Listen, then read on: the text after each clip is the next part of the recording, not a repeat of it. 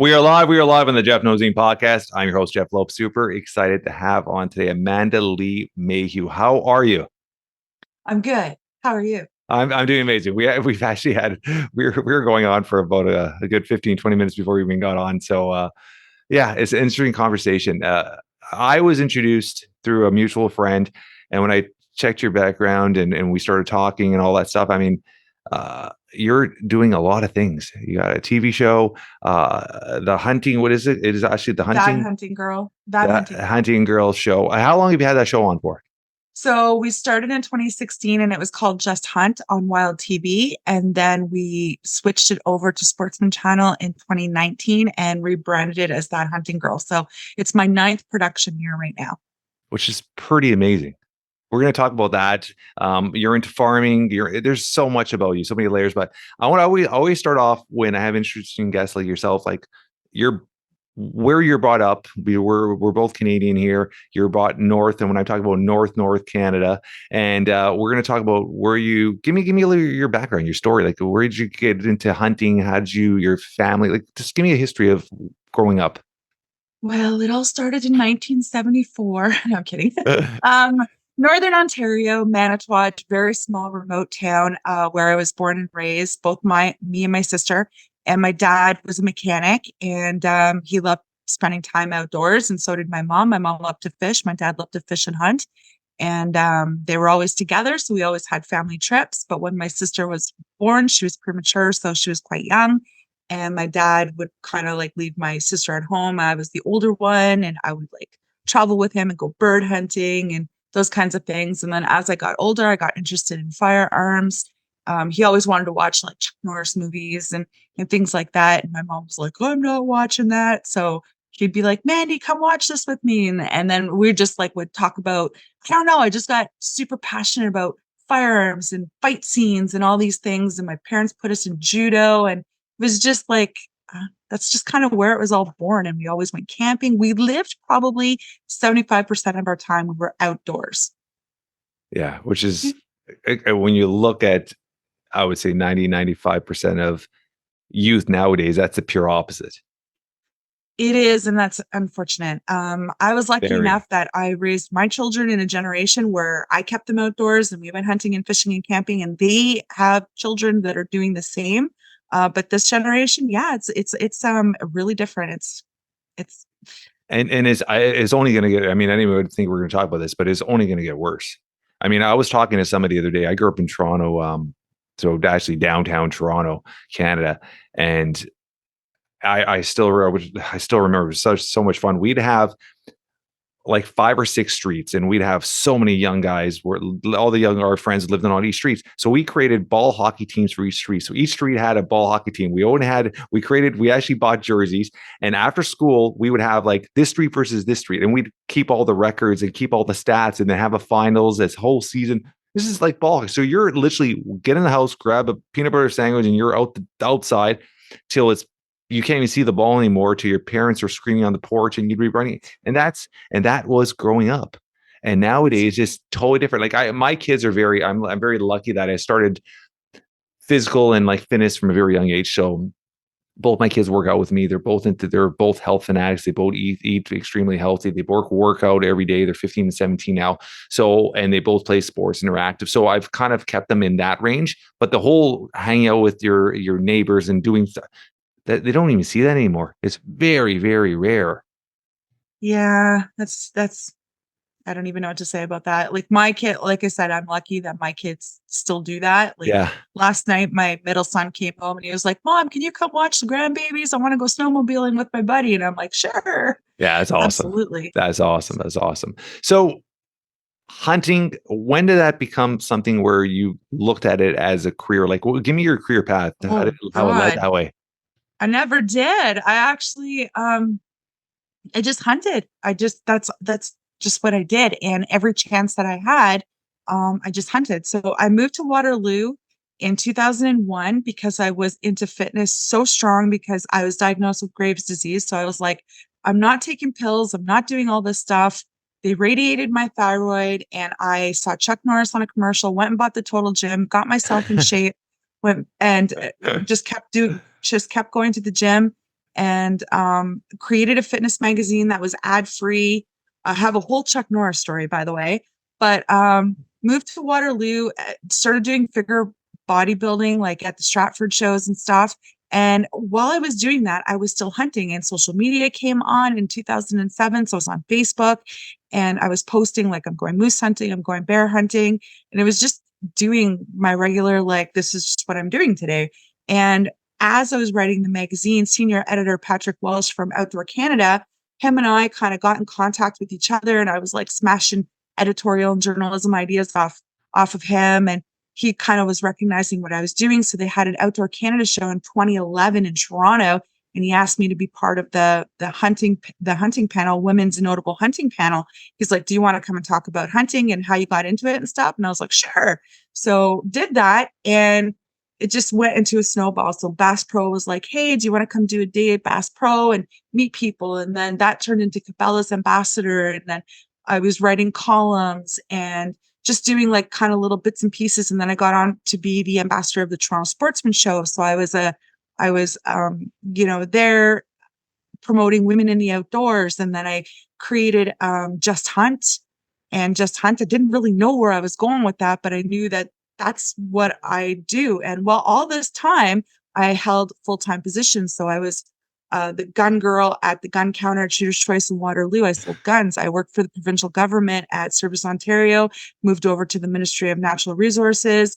I went to SHOT Show in 2016. Wild TV was like, "Hey, we've been seeing you all over the place. And, we like your personality, and you really get out there and you get dirty, and you get it done. You got your kids with you. Let's get you on this pilot show."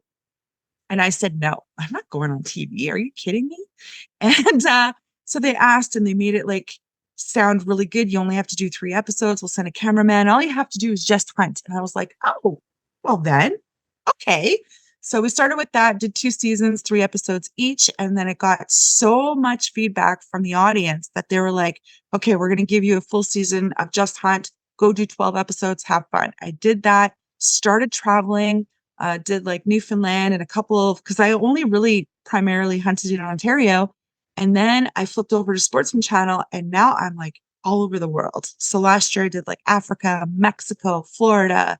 And then this year it's even going bigger and more things are happening. I'm participating in a fashion show, which is Sean Connery's Dress to Kilt fundraising event in Toronto this year. And I got to walk down the catwalk, which is something that's way out in left field for me to do. But they're doing it as promoting the outdoors in Canada. So it's just crazy. It's just every time I wake up in the morning, just like a new door opens and something else happens. And now I'm going here. And yeah, there's more elements to that, but that's the gist of it. That's that's a, that's a lot. That's a lot in there. I mean, it's crazy how the world works and how opportunities come about, huh? It is. It's you never understand. And I always say this. I mean, you have to obviously put in the work. There's probably tons of work you do behind the scenes nobody sees, and no one's never an overnight success. But No. luck factors into everything. Is opportunity, right? Opportunity is luck, right? Being in the right spot at the right time to meet somebody or be on a panel or be all that stuff. So it's crazy how it's just your journey. Just, I mean, everything you're saying to me is, I mean, most people won't even do half of that in their lifetime when it comes to opportunity. So it's just crazy that it's all happened and it's still happening and growing. Let's get back to, I'm going to get back to you later on with the Chuck Norris story. But when you just started to do the first season of Just Hunt and you did 12 episodes, actually, when you renewed and you did the 12 episodes, give me some stories on understanding like how much crew you had with you. Where'd you go hunt? What did you go hunt? Like how, like when you're dealing with a TV show, this is not something you're retaking. It's live. You do a shot. Like how much editing goes involved? Like give me understanding of a real outdoor show. And where were you filming it? Was it up north Canada? Like where were the first 12 seasons? Yeah, you were, huh? Oh God, the first 12 episodes. You're going back to 2018. Yeah. So 2018, I did Newfoundland, Okay. and I went by myself. What did you hunt there? Moose. Okay. Moose.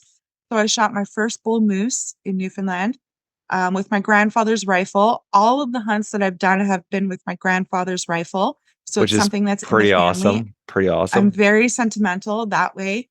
But most of my shows for that first season were filmed in Ontario. And I have a program called Take Me Hunting Outreach Program.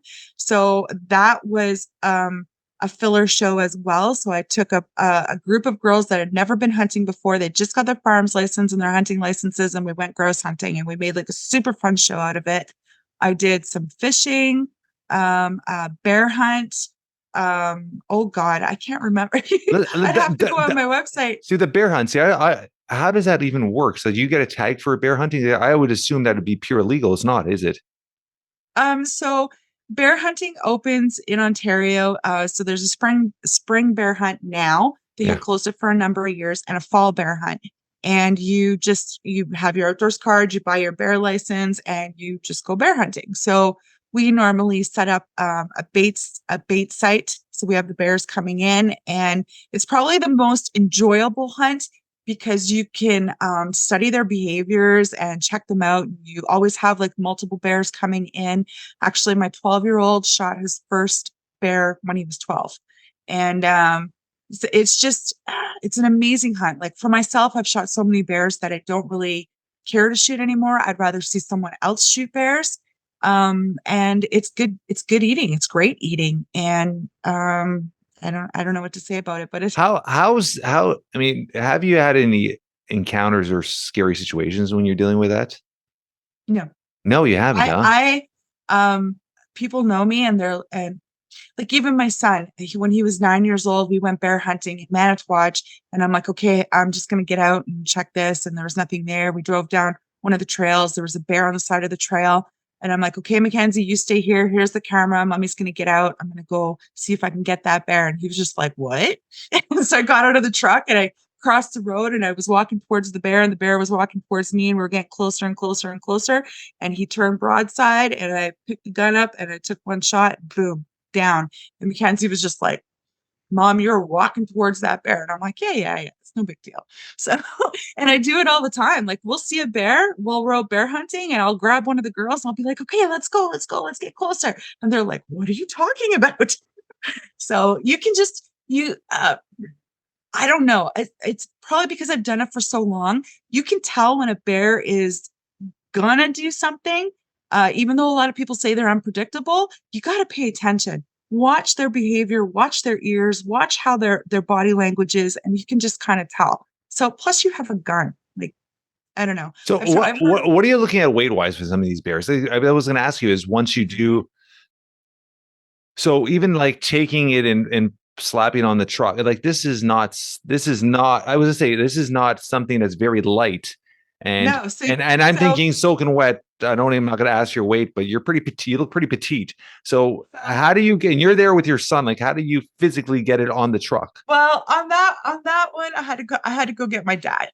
Okay. But my dad had this crazy setup where he had a winch on the back of his truck, and we take the tailgate Okay. off, Yeah. and we slide it as a ramp, and we use the ramp to go up. So that's how I do it now. Okay. But I'm strong. I weigh about 150 pounds. I work out, always have. And two springs ago, me and my girlfriend Jenny got a bear. I shot the bear, and we had a side by side. She's like, "We got to go back and get some help. We'll never get this bear in the side by side." And I'm like, "No, we are getting this bear in the side by side." And it's all on a TV show. How we like she's in the back of the side by side, and we like kind of ramp it up. We had nothing. We have no ropes or anything. And I just like using my knees and my shoulders and everything. And we got into the side by side. Two girls, yeah.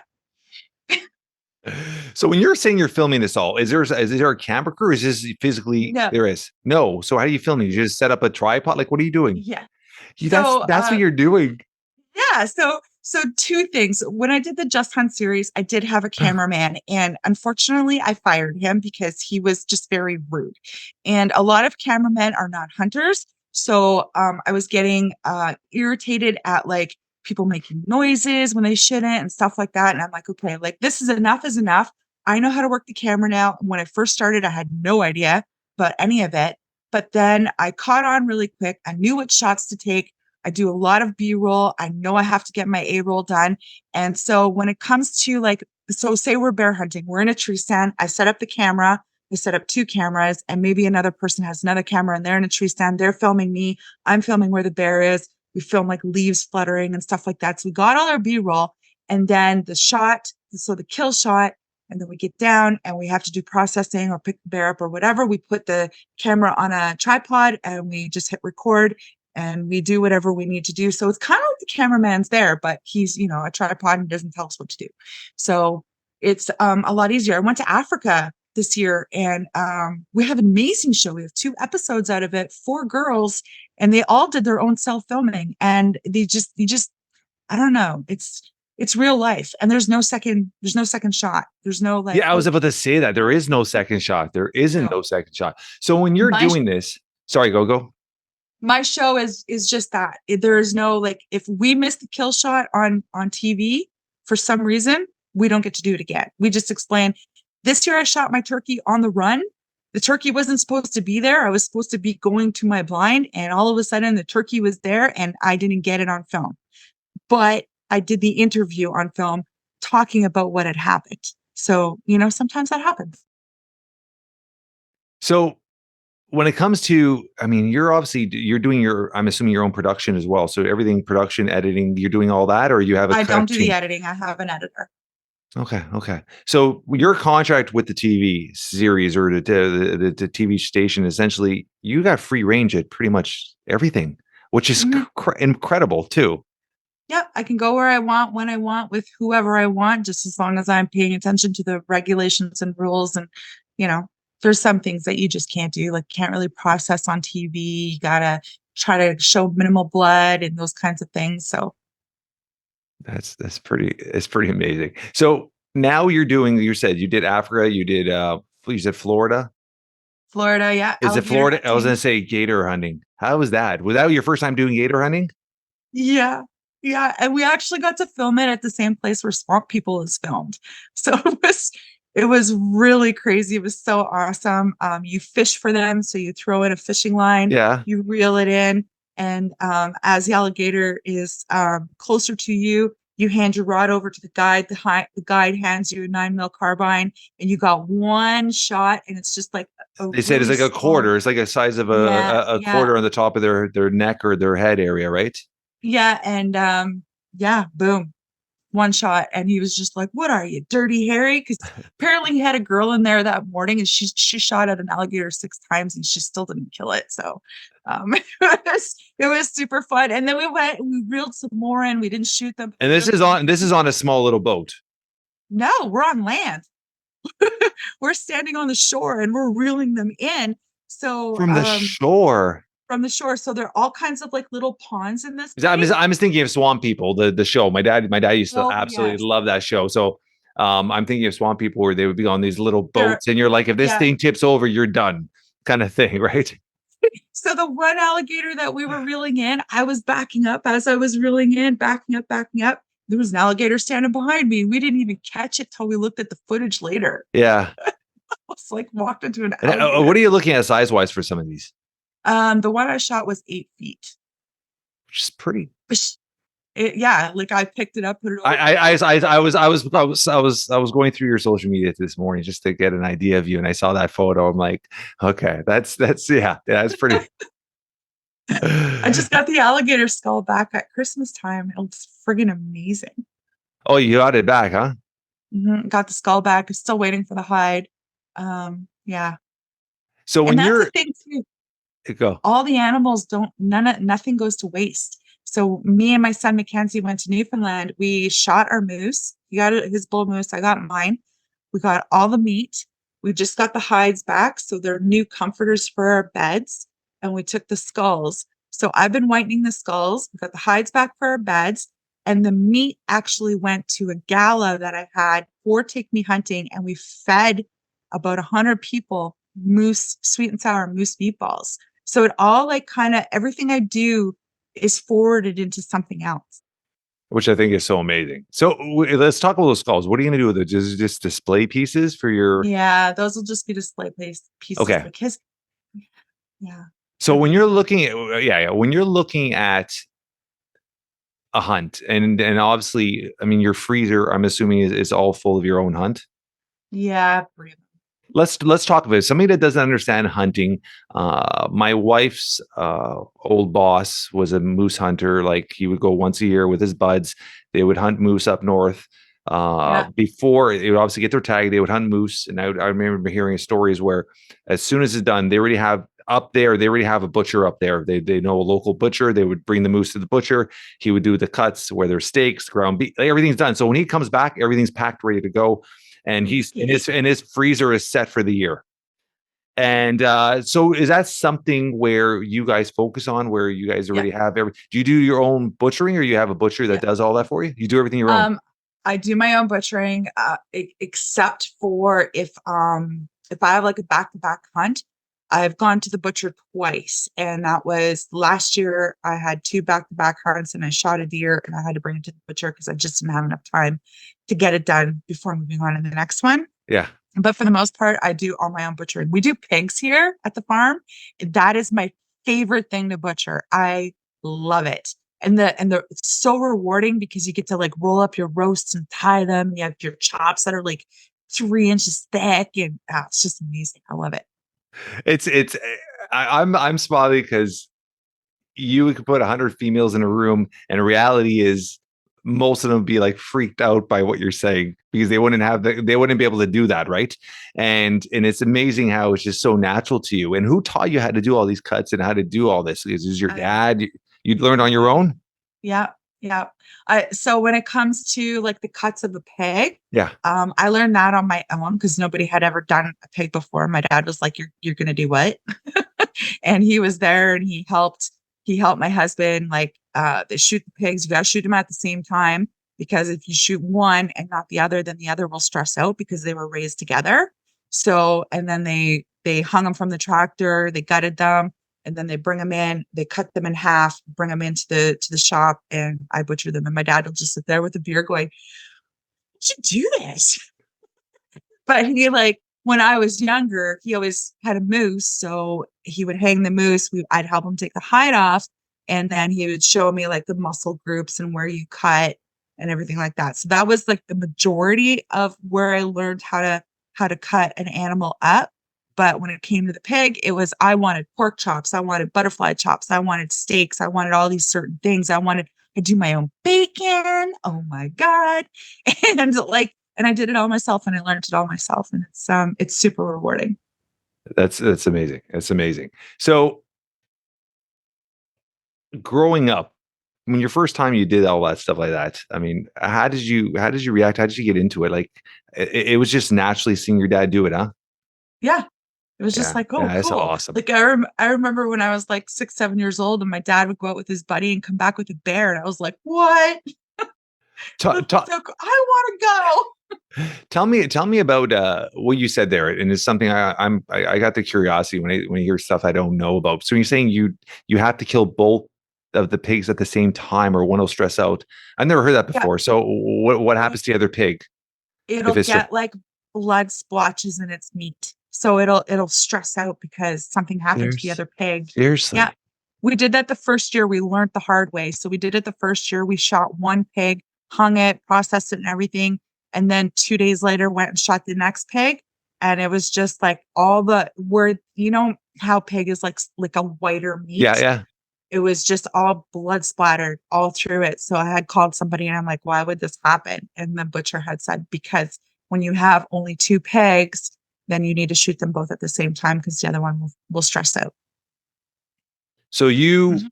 so you obviously harvest you have two pigs every season. Like how does this work? Once a year kind of thing? No, not every season. That would be a shit ton of pork. Yeah, that's what I'm saying. That's a lot of meat. That's a lot of meat. And I do give it to my sister and I used to give it to my parents and stuff like that. So no, we do two pigs maybe every 2 to 3 years. I'm still working on like I do a lot of ground Yeah. pork too. So I literally just cooked ground pork last night from a pig that was shot in 2021. So It's so amazing you're living off your farm like that. That is so amazing. And it's so healthy. turkey eggs. You need to check out turkey eggs. So the first time I did turkeys was 10 years ago, and I Yeah. had this turkey that was like my dog. She would like literally chase me down the road when I left to go to work, and she would hang out with my dog in the backyard. And she started laying eggs, and I was like, "What is happening?" So I tried them, and they are so delicious. They're so big. They're so full of protein, and so I just kept her, and she laid eggs for about a year. And then this season, I got a turkey in April and I raised her and I was like, please lay eggs, please lay eggs. And she started laying eggs about 3 weeks ago. And oh my God, that is my breakfast every day. She lays an egg a day. I'm gonna be coming to your farm soon, you know You can. I can I was bring, about to say I need some. You're making me want to have some of these. So I've never tried one, and there's a difference in flavor or color or yeah. Yep, there's a difference in color. So, turkey egg is a lot more of a whiter yellow. yeah, Laying hens have more of an orange color yolk. yeah. And then you get it into duck eggs are even good for you too. But you've got to make sure that you cook a duck egg thoroughly. You can't have like a runny yolk with a duck egg. And those are more yellow too. So duck and turkey eggs are really good for you. Interesting, interesting. Hmm. So let's talk about other things you have on your farm, and because we talked prior to going on air, and everybody knows my story. I've really focused on organic and healthy eating. I do a keto Mediterranean diet for now 15 months. I haven't put a drop. I haven't had nothing in my body for 15 months that's out of a box. Everything Good. is either organic, or if it's not organic, I really work on washing and getting all the pesticides out and stuff like that. But it's I eat as natural as I possibly can. So I love that you are living off your farm. Let's talk about other things that you grow on your farm, and do you sell any of the stuff, or just all for yourself? Eggs, just eggs, Just eggs. just the eggs. Yep. And Um, would you ever grow this into an actual business? You see yourself later on, like, because there's so mm. much want for this now. There is, but there's so many people that are doing it. And I just don't have the time to Yeah. put in the effort for like marketing that part of it. Yeah. People know, like my friends know when they come here, especially in the summer, they're going home with a grocery bag Yeah. full of whatever. So whether it's wild game or pork or eggs, like I give eggs away like crazy, especially to my kids and my friends, Yeah. lettuces, any kind of herbs. Like I grow a lot of herbs. So sage and lemon balm, lemongrasses, mints, thyme, parsley, basil, different kinds of flavors They're of it. so good for you. All these things are Yeah, and you know so what? good for you. For probably, I'm gonna say for the last 12 years, when I have water, I put a basil leaf in my water and it kind of gives it like a minty flavor. Yeah. So good for you. Yeah, yeah. I mean, parsley. I mean, if you look at even just parsley or even dried parsley leaves, I mean, the benefits towards cancer and other, there's so much benefits to all these herbs and stuff like that, right? So when you're living off your farm, which is, like I said, I can't stress this enough. It's so amazing. And I have a friend of mine that lives up north and he also lives off his farm. Where do you look at when you look at the food industry now? And this is going up pure off topic. When you look at the food industry and how majority of people are eating and diseases, and where's your mindset on that with diseases and everything on the rise and obesity on the rise and all that stuff? And I'm looking at you, you're healthy, you're fit, you live off your farm, you're doing everything right. Do you see any change? Because it feels like it's like I'm looking around and I go to the grocery store and I go to a Fortino's and I'm spending probably double the amount on organic, healthy stuff, Crazy. and it's driving me insane. But it's like I feel like I have no other choice. And even when I get my organics, you're different. You know what you have there. When I get my organic, I'm still washing the crap of them because that organic farm could be next to a normal farm and getting blown wind, blowing pesticides over anyhow, right? So you don't have control over that. Where do you see it going? Do you not see? Do you see any hope of? You do see? Explain that to me. I do. So we have a lot in this area. We have a lot of preppers clubs, like survival preppers clubs or What is anything like that? that, like preparation. So Oh, people okay, who don't believe in grocery stores and they live off perfect, the land and stuff like that. perfect. It's a huge group. There's actually a preppers meeting every August here, and it attracts hundreds of people from Toronto and all over the place. And it's specifically designed and set up to teach you how to do like microgreens and gardening. And if you have a small space and you don't have a yard and you don't have ground, how to grow these things. And oh my God, there's a million TikTok videos out there on how to grow like a whole garden just out of jugs and water. Yeah. So it's very feasible to do on your own if you want to do it. When it comes to meat, I mean, you can't just have a sheep in the living room or a turkey in the bathroom or whatever. So that's a little bit more challenging. But you make connections with friends. And so say if you want a pig and you're like, Amanda, hey, can you raise me a pig? And I go buy or you buy the pig for like $175 when it's just a little piglet, and I bring it to my farm and I raise it. Um, there's your pig, I'll butcher it, wrap it all up, and here you go. And there are farms that'll do that for you The locally. friends that will do it for you. So I don't know if like a business farm will do it for you. Yeah. Well, actually, no, they do all the time. So you can go buy a cow or half a cow off of a Yeah. farmer. So you can do that for sure. I personally, I went to the grocery store for the first time a couple months ago, and I almost fell over because it was the first time I was in a grocery store in 2 years because I've been traveling so much, and I could not believe what pricing I was seeing. And when I go to the grocery store, it's not for very much. It might be like for milk or butter or something like that I can't grow. Yeah. Oh my God. Oh Yeah. my God. Yeah. And but it's like they put you in a situation where it's not easy to eat healthy. You get grass-fed butter. I mean, when I see it on sale, like Healthy Planet sometimes has it on sale, and it's like $4.99 for a 250-gram one, which is the smaller bars of it. And when it's on sale, it's $4.99, it's half price. I literally buy like 70. I go in there as soon as the sale day and I clear out their fridge and I buy 75 bars and I put it in my freezer. And yeah, I do that. And I know I'm good till the next sale because it's like a little 250-gram thing of butter, grass-fed butter is like $9. And you cook for a few, 3, 4, 5 times, put on some bread, and it's gone. It's gone. So it's very expensive to eat healthy. It's not cheap. It's cheap. It's easier to eat junk food, right? It is easier to eat junk food. I hate junk food. My youngest son is like right into junk food, and I'm like, what is happening here? Who are you? He's 25, and I'm just like, Mackenzie, one of these days it's going to catch up to you. Like, you got to stop. Yeah. But I Yeah. can't tell a kid what to do. Let's talk quickly. Okay, let's talk about the Chuck Norris story. Give me the Chuck Norris story. Then I want to talk about your fitness journey and all that stuff. Oh my God. Okay, so Chuck Norris. So I started a fitness magazine. I started using the Total Gym, and I always used to watch like Chuck Norris movies with my dad and stuff. And so I'm like, I'm going to call Total Gym. And this actually goes into, if you don't try, you'll never know. So you're going to get it's going to go 50-50. It's going to be like a 50 yes or a 50 no. Yeah. So I called the Total Gym, and I ended up getting the inventor's wife, not even administration. Like, I got Joy on the phone. And she's like, hey, how can I help you? And I'm like, oh, and I didn't really know what to say. This was years and years ago, right? And I never thought I would ever have done that. So I called, and I'm like, so I have a story. Can I tell you my story? She's like, absolutely. So I told her I had Graves' disease. I saw Chuck Norris using the Total Gym. I went to Walmart. I bought it. I used it. It changed my life. Like, my body just completely changed.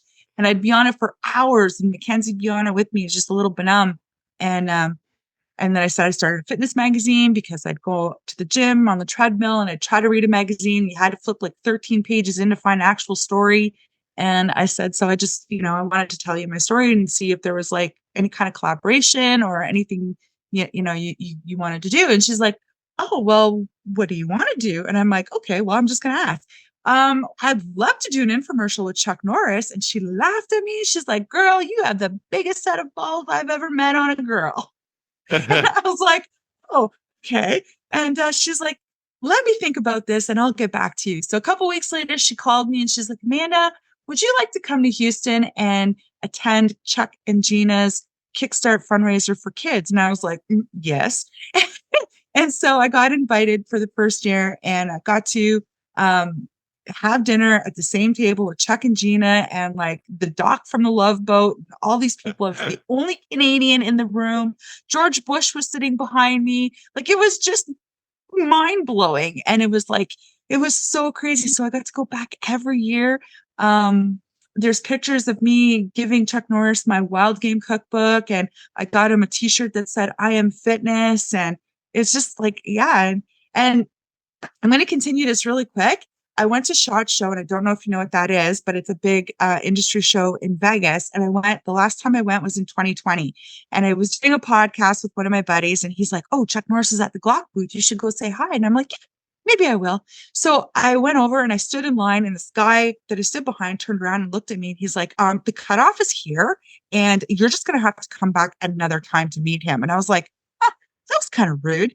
So I'm like, why am I in line anyways? I walked around the Glock booth, saw Chuck Norris's bodyguard, and he's like, hey Amanda. And I'm like, hey, how's it going? He's like, do you want to come in here, grab a picture, blah, blah, blah, blah, blah. And I'm like, sure.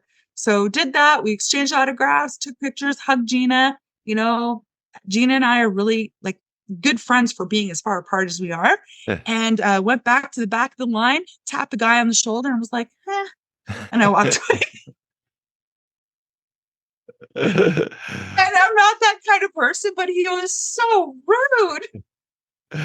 Oh God, it's so crazy. Something like Chuck Norris, how his legend and how it grew so much more after his career. I mean, the guy had essentially his movie career, then he had that TV series which went crazy. What was it called? The cowboy one. Yes, that show was massive. I mean, yeah. So it's I actually follow him on Instagram, and he looks the same still. It's so amazing. He's so fun and he's so real and he's so genuine and he's so quiet. And you know what? Gina is amazing. He has married like a most supportive, amazing woman in the world. She is awesome. That's awesome. That's awesome. Mm-hmm. So let's talk about guns. I mean, there is, yeah. I mean, that's something you obviously have a lot of passion about. It started from a very young age.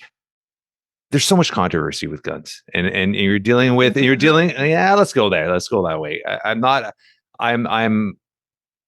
I have no view on it really as a gun guy. Like this is something where for the last couple of years I've been talking that I actually want to get my handgun license. I want to get all this stuff. I've gone shooting a couple of times with friends and stuff like that, and it's more of a protection thing where just being able to handle a gun and be able to know how to use a gun properly if you're ever in a situation. No, not When you're Canada. You dealing can't do with, that. yeah, so when you're dealing with the government in Canada, when you're looking at what Trudeau and these laws and all this stuff as a hunter and as somebody that loves guns, like where's your mindset with those all? I do not talk politics. Okay, okay, um, I I think that what he's doing is wrong. Obviously, anybody that is a gun owner is going to agree. yeah, The firearms that we have, specifically for hunting, are tools, just like our bow, just like our knife, just like, you know, our truck to get there, our ATV to pull it out. It is not, if you are a registered gun owner with a valid firearms license, there's a reason you have that. It's because they did a background check. It's because you're legally allowed to have that and legally allowed to go do that. It's the criminals that are screwing everything up for gun owners. yeah. So I do my part, which I love, and I do a women's range day. No license required. Come to the range, shoot pistol, rifle, shotgun, and archery. Get to know the firearms, get comfortable with the firearms. If you want to proceed and move forward into shooting sports or hunting or anything like that, then you have a stepping stone to figure out if you even want to get into it or not. How So often? I How kind of often? How focus often? on How that. often do you do that? Now I only do it once a year. Before I was doing it up to 9 times a year. Oh We did wow. some co-ed ones too, and we take children in. So you can get your minor's license at 12 years old, but if you can hold a gun properly at the age of 9, I usually meet these kids at the Toronto Sportsman Show, and they're like, Amanda, I want to come to range day. And I'm like, okay, well, let's go over to this booth. And if you can hold a gun properly, then yeah, you're only 9 years old, blah, blah, blah, blah. So we've had them as young as 9 and as old as 85. And I've been doing them since 2011. I've seen like 3,000 women go through this. This is so awesome.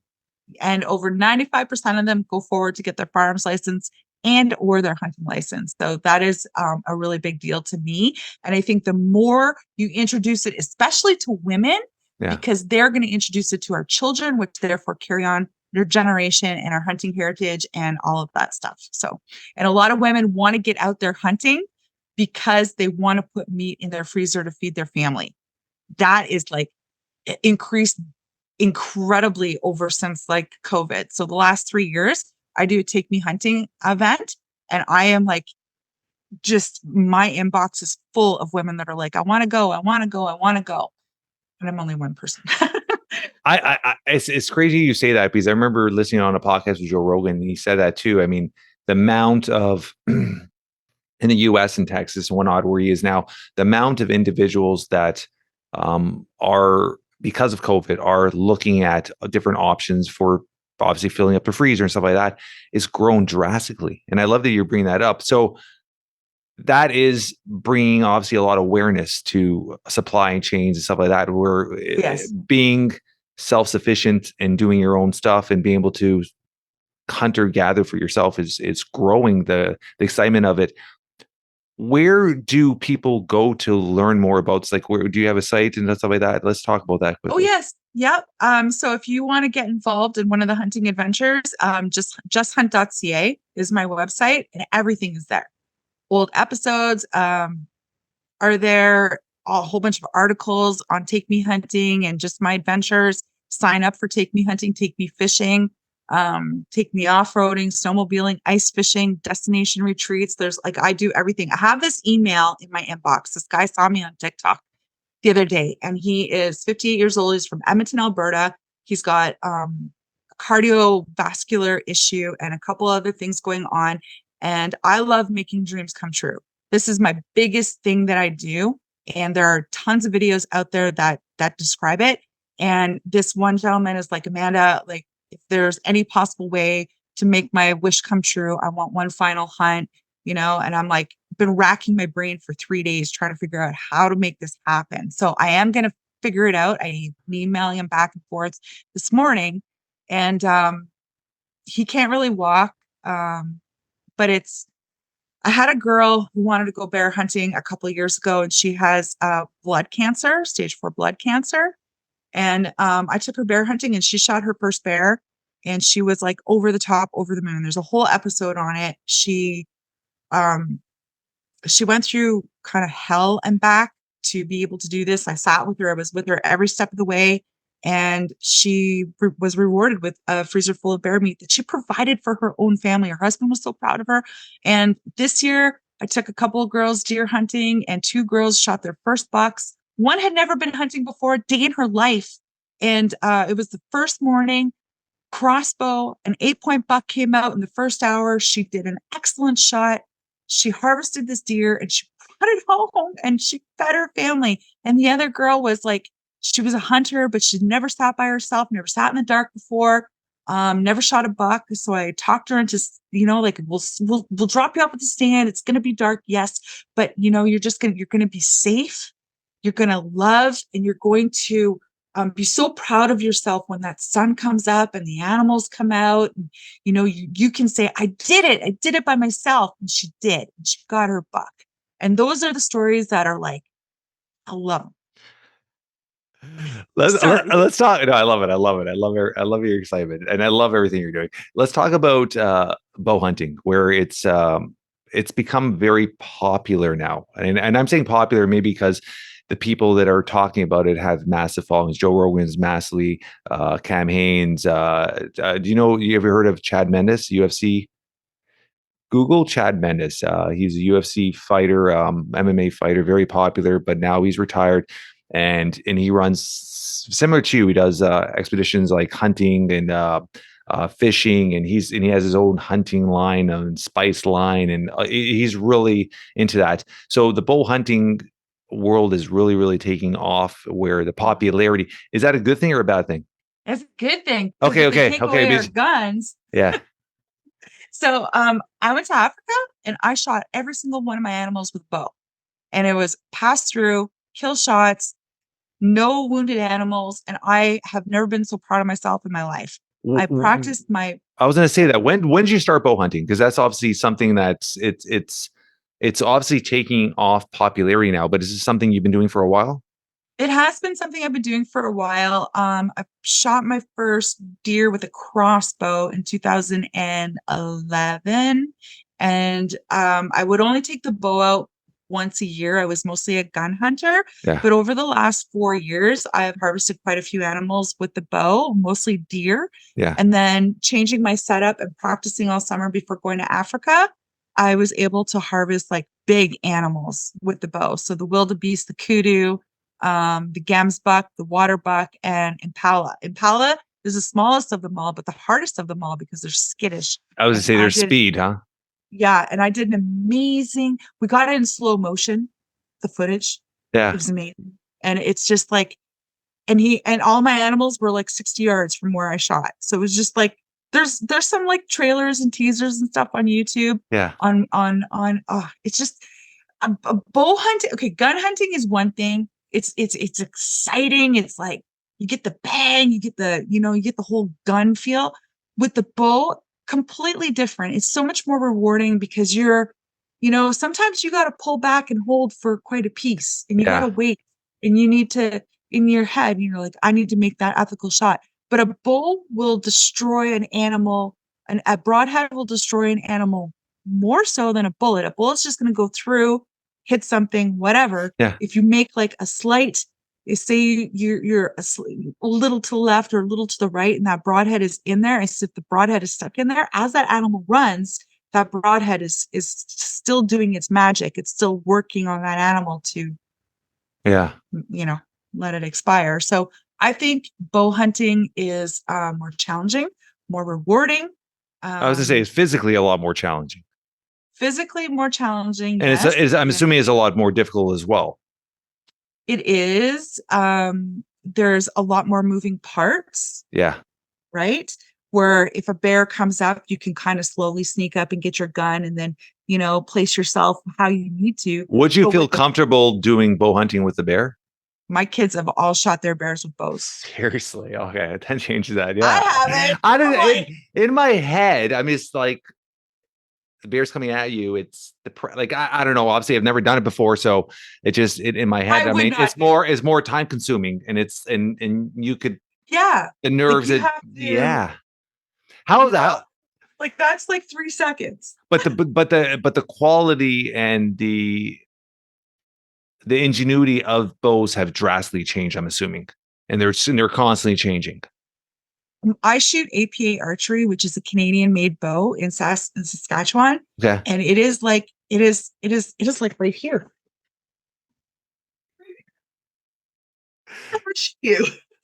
This is my APA bow, and it is actually the Swiss Army knives of bows. So hopefully this color. Yeah. So we have broadhead. Oh my God, you can put your broadhead in there and tighten it up. You have a knife sharpener here. You have a knock twist here. You can hang it on any branch you want or anywhere. So when you're walking through the bush, you got to tie your boot up. You just pop and hang it up. And I absolutely, I've shot tons. What is it? What is that? What does that weigh? It looks very light. It's very light. I actually don't know what it weighs. I'm assuming there's not much force pulling it back, something like that, because the wheels. This is 52 pounds. So it's still a good impact pull. Yeah. So it's 52 pounds, and I can't remember what that one. This one here, this will tell you. This is my new one. So this one is a 52 pound, and it shoots at 315 feet per second. So repeat that. It is 300. I know, I got the pound, but it shoots what? 315 feet per second. That's insane. Yeah. You ain't running away from that. So it's just amazing. Like the whole stabilizer setup. It comes does it have a laser on there? No laser. This one doesn't have a sight on it yet, but it comes with your own tools to fix your string right on the field and everything. So if you're gonna get into bow hunting, APA archery, I'm not even joking. What is the cost of something like that? A rough cost? I'd say about $1,100, maybe. Like good bows, you're gonna pay 11, 12, maybe 2,000. There's price sight on it. There is none. You'll have to go to apaarchery.com. There you go. Yeah. So with everything you're doing, have you written any type of, like, obviously have you written a book yet?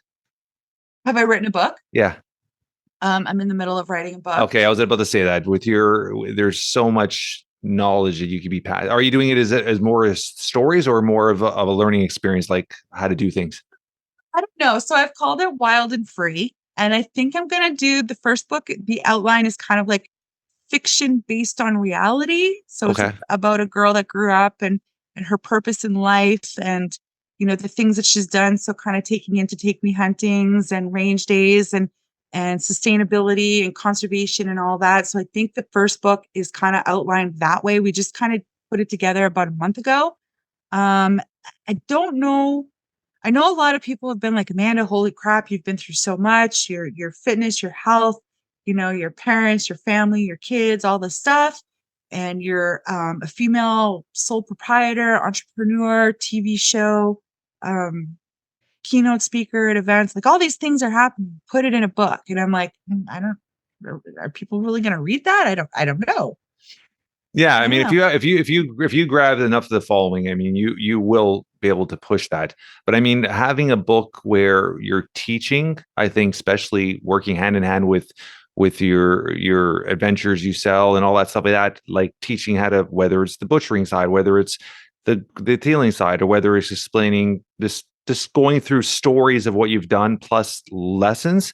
There's so much value. I think people would eat that stuff up right now, especially like I you could, said. I could I could do that. I don't have my I have like the zero time.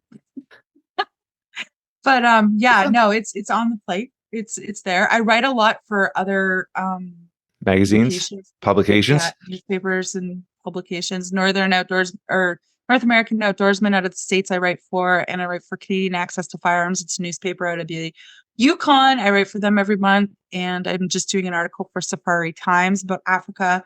So I'm kind of like, and then I write for like local magazines. I just did an article for the Salmon Spectacular Derby in On Sound. So I do that. Plus I got to write my seminars. Plus I have SHOT Show, I have not SHOT Show, I have Nashville, I have the Saskatchewan Wildlife Federation, all three keynote speaking events that are like back to back to back. So, and then to try to find time to do everything else that I do and, eat.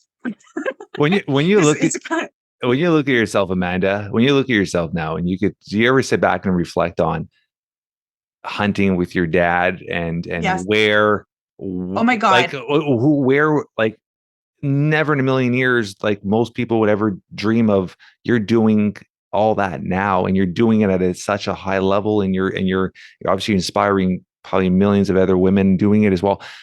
Do you ever sit back and reflect on that? Yes, I do. And one thing that I've always done and I can't do anymore is anytime I would shoot a big game animal, my very first phone call live on TV would be my dad. I would call my dad and and he would know because he's like, oh shit. And he'd answer the phone and I'd put him on speakerphone. I'm like, okay, dad, we're recording. So what would you say?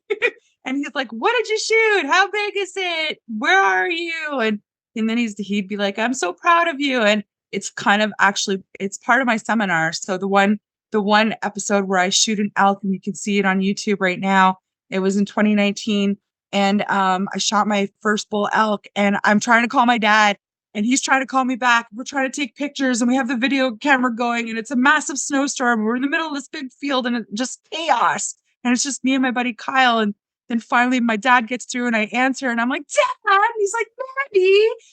It's just like, he's like, so what did you do? What happened? And it's just like, he's like, and I'm like, do you want some meat? He's like, yeah. And it's part of my seminar. And every time when I'm on a hunt, my grandfather was a moose guide in BC. He was a moose guide in Northern Ontario. And so when I'm on a hunt, I talk to them.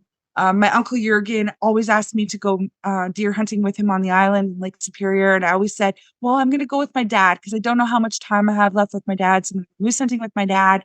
And I missed the boat and my uncle drowned in Lake Superior in an accident. And I never actually got to go hunting with him. Uh, So a couple of years later, my uncle Fred, which was his brother, asked me to go moose hunting with him. And I was like, I'm not saying no, like we're going, that's it. So I dragged Mackenzie and my husband up there and we went moose hunting. He had a heart attack on the moose hunt. So I had to get him to the hospital. And that was a whole learning curve. And one of the things in my wow. seminars is I don't care if you think you know how to drive an ATV, a boat, a truck, a car, or whatever. If you're with somebody, you learn to drive their boat, their ATV and their truck, because that is so important to save someone's life. You never know when that's going to come in handy. He had a heart attack on the beach. We got there with his boat, and he's screaming. Like, he didn't have a heart attack and die. Like, he was gonna. If he was there by himself, he wouldn't have made it. And I had to run down the creek, pick him up. He's 6'2", carry him back over to where the boat was. And he's like, Mandy, get in the boat, get in the boat. So I'm getting in the boat. He's screaming at me to try to start the boat, and I'm crying, and I don't know how to start it. I know how to make my boat go. I don't know how to make his boat go. So it's very important that when you're with a group of people, and especially if you don't know them, what is their medical history? What do they need? Do they have asthma? Do they have an EpiPen? These things are very, very, very important. Allergies. If you're with an outfitter, it doesn't matter if it's an outfitter or guide, and they're the ones driving the Argo, ask if you can drive it for a few minutes just in case he breaks his leg or something. Like, that is very, very valid points and very important. Sorry. No, that was a pure lesson I didn't expect to have right now. That's pretty awesome. That's pretty awesome. So you never got to hunt. Did you ever go back and hunt with your uncle, or did you ever? No, I didn't. I didn't get a Bucket chance. list? It is a bucket list. We talk about it every year, and every year he kind of gets a little bit worse, but he's still guiding. He's in Kenora. It's really not, it's not like he can just like drive down the road. Yeah. It's hard. So we'll see what happens. And like I said, like, I have a lot of he's not on the back burner, but I have all these, like, you're going to Scotland, Amanda, you're going to New Zealand, you're going to Africa. This person wants to hunt with you. That person, like, there's only 12 months in a year. Yeah. And I'm only like, how do you pick and choose? Right. Yeah. So, 100%. So when you still do a show or do a kill, and do you take a moment just to be like, almost whisper to yourself or talk to your dad and be like, hey, I got this? Like, do you do that? yeah. Yeah, I Yes, love I that. do. I love that. And I was very close to my father, and I lost him. It's going on this May will be 3 years. I lost my dad, and I was the 40 when he passed away. I was 44. I was a 44-year-old that I would call my dad on the way to work, call my dad on the way home. Then I would call every night before he went to bed. We would have a conversation. yeah. And I was very, very close. And it was a sudden heart attack, the unexpected. Didn't smoke, didn't drink. It was just like, talked to him on a Thursday night, May 6th, 9:30, 10 at night. We had a great conversation. I got a call at 5:30 in the morning. Friday morning, he got up, went to the bathroom, walked back, looked at my mom, and just passed out. That was it. Instantly died. And it hit me until this day. Like, any accomplishment or anything that happened, I would always call my dad. Hey, dad, I did this. Yeah. They're so proud And of you. yes, and I still, when something happens, whether it's negative or positive, like, I'll have a conversation with him, and I'll be like, hey, I did this or things. And so I appreciate you still do that, because it's a big part of who you are, right? Huge. I did it with my mom, and then I lost both of them because they were both I was close to both of them, and they were both always super, very proud. My mom didn't get to see everything that's happening because it all started when the year that she passed.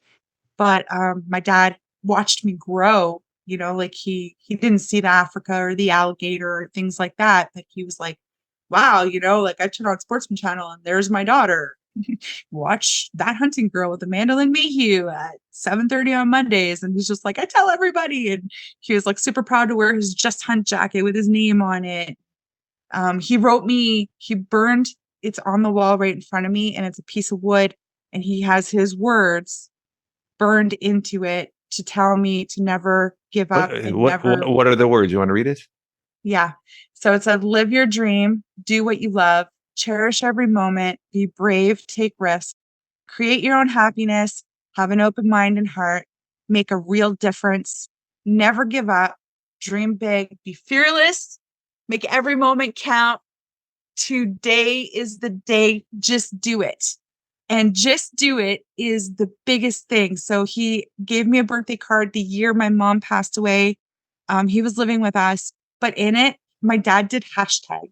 He doesn't even know what a hashtag is. He put just do it in there. And yeah, so like, I took the most important parts of that and I got it tattooed on me with dad so that I always remember, like, it's up there anyways, you can't see it, but he live your life and live every single day like it's your last day and just go do it. So that's why I went to Africa, and that's why I went to alligator hunting, and that's why I do the things I do, because just because, just do it, live it. just I've done actually speeches on this and whatnot, and I've always talked about it before, and even though you try to live with no regrets, there's always going to be regrets. There's always going to be like, I wish I did this extra thing. I wish I did this, right? And but I've always lived my life with with my kids, whether it's with my parents. You try to live with your friends, your family, like with no regrets. If you have in your head to call that person, just pick up the phone and call them, because you just do it. never know if there's nothing to be tomorrow. Just do what you have to do. Tell the person you love them. Tell them, because there might not be a second chance, right? I Anything tell can everybody happen. I love them. Yeah, I love that. I mean, that's just, you just have to be able to live with no regrets. And I love that you're going to Africa, you're doing this stuff, because it's these are all things that one day, if you didn't take those opportunities, those chances, you would regret it, right? So it's awesome you're Yeah. doing all this.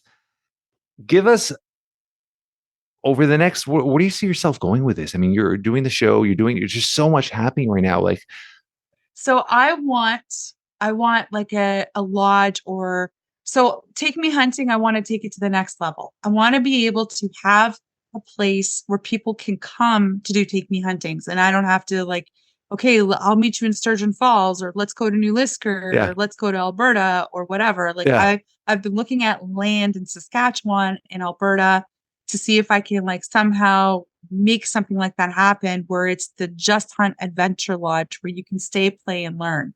I love So that. that has been a dream of mine for years.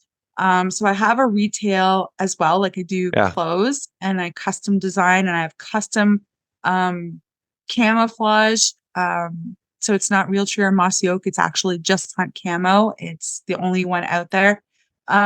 So I do clothing, I do take me hunting, I do the TV show. I want a place where I can kind of like put it all under one roof and be like, hey, yo, you can come here, you can learn. And if you already know how, then you can go and do it yourself. And I just want to like expand on what I do, but kind of keep it under one thing. That's my dream. I love it. And my second part of my dream, it's not really a dream. It's everyone's always like, when are you going to get on Joe Rogan's podcast? So we'll see if that happens. I've tried to contact him. It's impossible. Yeah, I So mean, you're, if any, if I mean, demographically and what you do, I mean, you're literally would have a great conversation, because obviously you guys are very similar into the hunting and stuff like that, right? And fitness and stuff like that. So yeah, I mean his audience. I mean, we have a decent audience, so I mean, we're a little guy, but we're out there. But Joe, it's just the exposures overnight. It just changes mhm, stuff overnight, which is mhm. great. I mean, you Oh, and are. sorry. Oh, go.